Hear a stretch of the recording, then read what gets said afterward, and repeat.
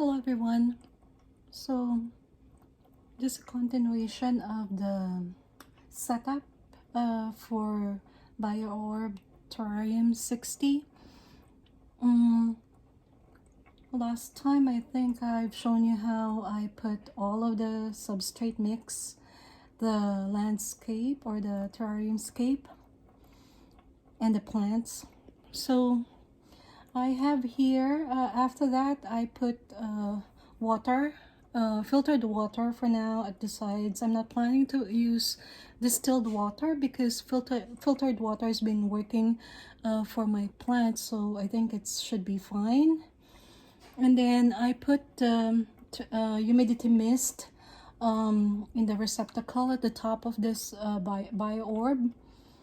And I arranged and added some green moss at the sides, and there you go.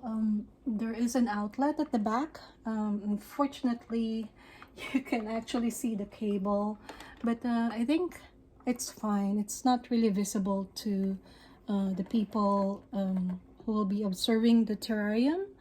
It's really nice, and the mist is really, for me, it's very calming because it's just so nice, and the light, the fan is working, and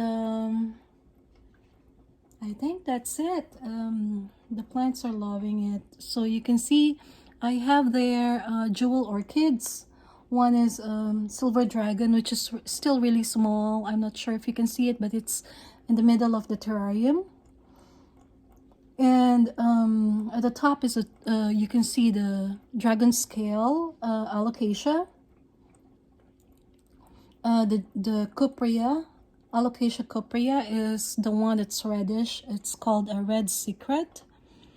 And I have transferred, if you will remember the video from my first vlog, I have the the rare begonia.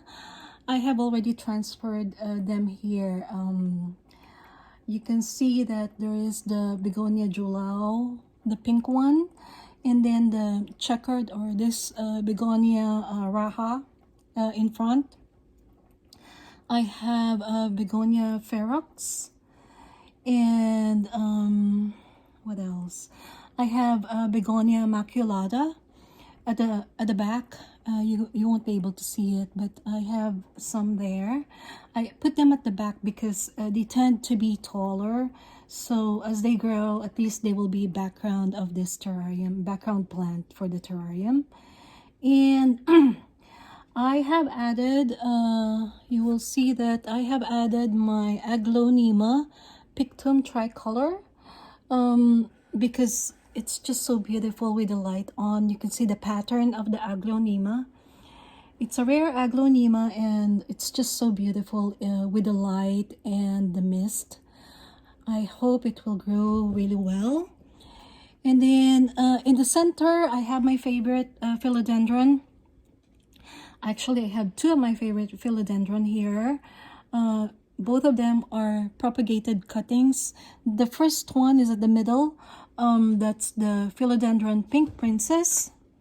And then there's one here at the side is the philodendron verrucosum. And what else? I added a jewel orchid, the reddish one. And I have actually another jewel orchid at the back, but I cannot really show it here. I have a few of seedling anthurium and anthurium forgetii. So far, so good. I'm not sure if it's really crowded, but oh, I actually added one of the variegated heartleaf philodendron that my friend gave me. It's very small. I'm not sure if you can see it right now, but I wish I can really zoom it here. It's beside the jewel orchid. I want all of those, the plants that are gift to me, I added them in there. It's just beautiful to see them in this setup. And what else? I have actually a stem of variegated variegated pothos at the back, but it's still a stem, so you won't be able to see it. And so far I have one Anthurium aslanii, oh actually Alocasia aslanii, that dried up. So I removed the chunk or the roots and I added it in here. You will not see anything yet until it grow again. I'm sure it will grow again because the root system or the bulb is still good. And I have some of the Phalaenopsis orchid that I added. Eventually it will have a small, it has really small bloom, but I want it to be there. I want to see it bloom inside the terrarium. So there you go. So far it's really very nice. The light is very nice too. I like the effect of the light to the plants. And as you can see, the contrast of the Alocasia cuprea, the pink princess, and the begonia julao, it's just beautiful. I love the pink and the green contrast in there. So that's it for my last update on the setup for this Biorb, and I really hope you like it. One thing that's really difficult for me, honestly, in terms of maintenance is adding the water. That's the last one, because there is, I don't think there is any receptacle for water. So what I did is I pour the water at the side of this terrarium. So you have to pour it. You don't have to do it because it's actually enclosed, and at the same time I pour a lot of water. There is a water reservoir here, so it should be fine. I'm not seeing it as an issue, to be honest, but I think I will need to check it out, let's say after a week. I may need to clean up the setup and make sure that the leaves are okay and there are no other issues inside or any bugs. I have already cleaned up the plants before I put them in there to make sure that there are no bugs whatsoever. But you know, all my plants are maintained. I used systemic granules for all the plants. I can't use it here. I don't think I can use systemic granules here. But so far, I think they'll be happy in there. With the lights, with the air circulation, and with the humidity and water, this plant should be good.